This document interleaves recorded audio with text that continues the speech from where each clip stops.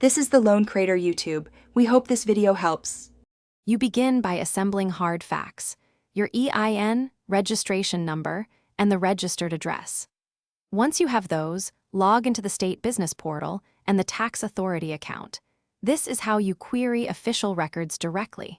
Make sure to pull the latest annual report and any Form 1099 filings to compare dates and figures, because mismatches flag noncompliance. Also open your compliance software or spreadsheet so you can cross-check statuses in real time.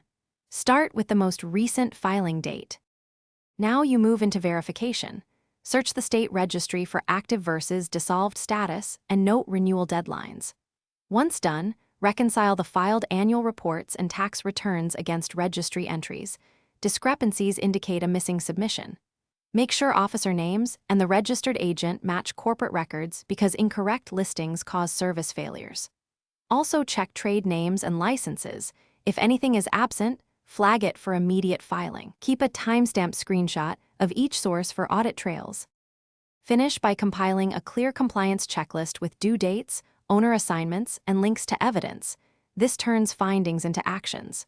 If records differ, file corrective documents promptly and notify the tax authority or state agency. Explain the discrepancy and provide proof. Make sure to save confirmation numbers and screenshots. These are your insurance. If you can't resolve a discrepancy, escalate to your attorney or CPA. Don't wait, because unresolved issues grow into penalties and potentially. Thanks for watching. Consider subscribing if we helped you.